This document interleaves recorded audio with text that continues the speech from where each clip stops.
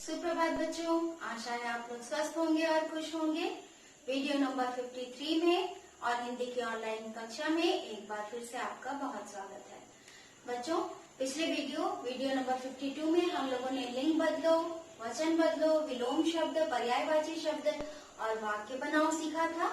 और अब video number 53 में हम लोग खाली स्थान भरो, विस्तृत प्रश्न उत्तर, संक्षिप्त प्रश्न उत्तर और हम लोग पठित गद्यांश सीखेंगे। तो चलिए बच्चों, शुरू करते हैं हम लोग खाली स्थान भरो से। आप लोगों को जैसे मैंने पहले भी बता रखा है कि खाली स्थान भरो में कुछ शब्द लिखे हुए रहते हैं, नीचे वाक्य लिखे रहते हैं।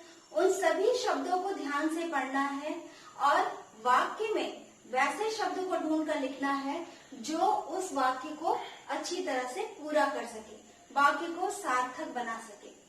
वैसे शब्दों का चयन करना है और वहां से लेकर इसे लिखना है और वाक्यों को पूरा करना है। तो इस तरह हम लोग खाली स्थान भरो पूरा करते हैं। शब्द है आश्रम, कर्म, गरीबी, सिक्कों और खराब। इन सभी शब्दों की सहायता से आपको इन वाक्यों को पूर्ण करना है। पहला वाक्य है, महाराज लगता है मेरा भाग्य डैश चल रहा है। भाग्य कैसा चल रहा है? भाग्य आश्रम चल रहा है। क्या ये वाक्य सही है? महाराज लगता है मेरा भाग्य कर्म चल रहा है। क्या ये सही है? महाराज लगता है मेरा भाग्य गरीबी चल रहा है। ये भी सही नहीं लग रहा है। महाराज लगता है मेरा भाग्य सिक्कों चल रहा है। ये भी सही नहीं है। तो अब लास्ट वाला बच गया खराब। महाराज लगता है मेरा भाग्य खराब चल रहा है। तो ये खराब शब्द जो है बच्चों, ये इस वाक्य को पूरी तरह से सार्थक बना रहा है। तो हम लोग ये खराब शब्द जो है वो यहाँ लिख देंगे। ठीक है। अब इस शब्द का तो काम खत्म हो गया। अब हमारे पास 4 शब्द बचे हैं और 4 वाक्य बचे हैं। ठीक है, चलिए अगले वाक्य की ओर चलते हैं।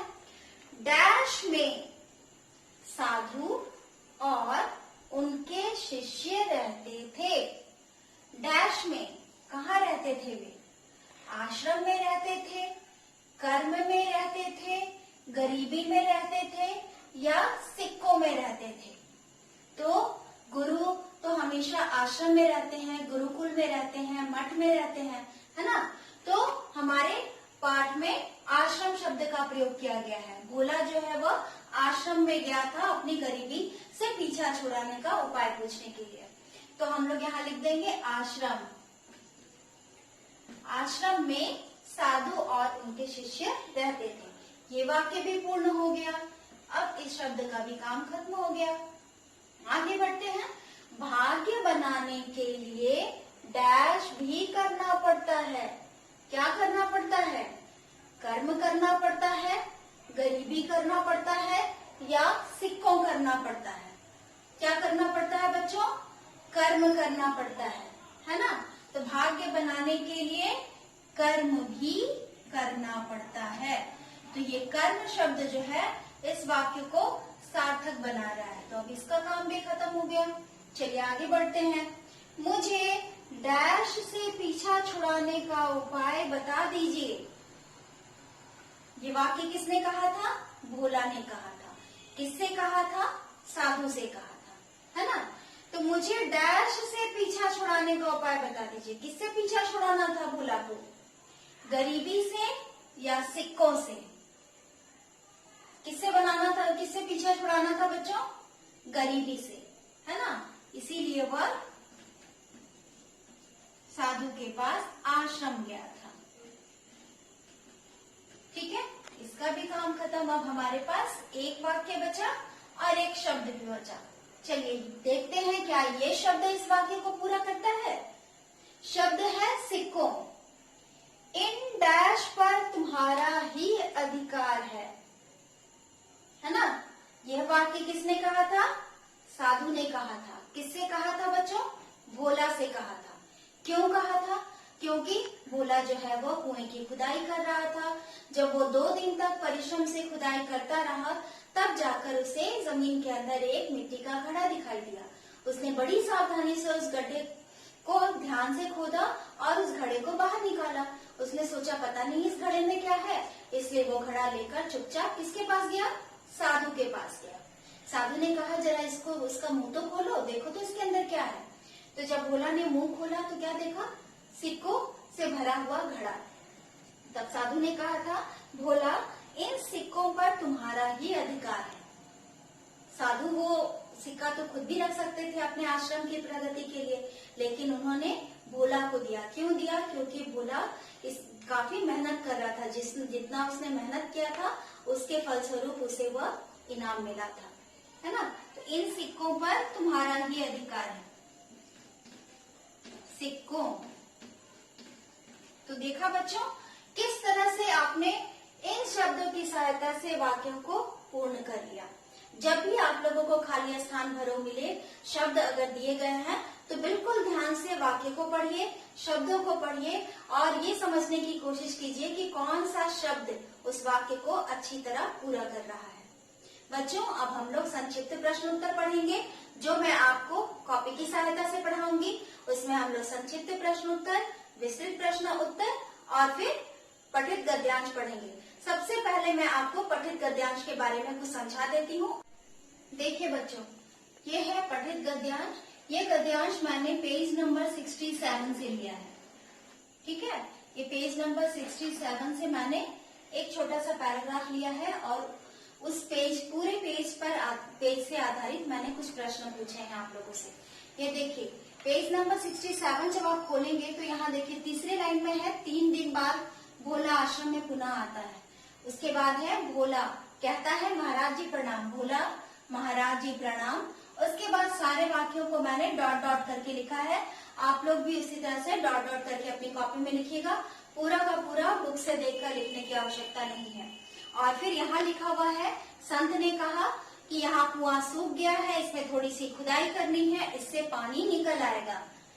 इससे पानी निकल आएगा यानी कि जितने दूर का पैराग्राफ मैंने लिया है, जितने दूर का गद्यांश मैंने लिया है, उसका पहला वाक्य मैंने लिखा और अंतिम वाक्य मैंने लिखा। बीच के सभी वाक्यों को मैंने डॉट डॉट करके इंगित किया है। आप लोगों को भी सेम इसी तरह से करना है। अब चलिए आगे बढ़ते हैं प्रश्न की ओर। इस पैराग्राफ से पूरे पार्ट्स पर आधारित मैंने प्रश्न लिए हैं। पहला प्रश्न है, भोला को क्या परेशानी थी? अभी तक तो बच्चों आप सभी समझ गए होंगे भोला को क्या परेशानी थी। भोला को गरीबी से परेशानी थी। किसकी गरीबी से? खुद की गरीबी से या आश्रम की गरीबी से? वह खुद अपनी गरीबी से बहुत ज्यादा परेशान था। तो भोला को क्या परेशानी थी? भोला को गरीबी से परेशानी थी। पुण्य का काम करने से क्या होगा? संत ने तो क्या दिया कि तुम पुण्य का काम करो। पुण्य का काम करने के लिए जब भोला ने पूछा कौन सा पुण्य का काम करना है, तो उन्होंने कहा आश्रम में पानी की बहुत कमी है, तुम एक कुआं वहां पर है लेकिन वो कुएं का पानी सूख गया है, तुम थोड़ी सी उसमें खुदाई कर दो, पानी निकल आएगा। तो पुण्य का काम करने से क्या होगा? पुण्य का काम करने से हमारा भाग्य बनता है ना। जब हम अच्छे कर्म करते हैं तो उसका फल हमें मिलता है, हमारा भाग्य और भी अच्छा हो जाता है। भाग्य बनाने के लिए क्या करना पड़ता है?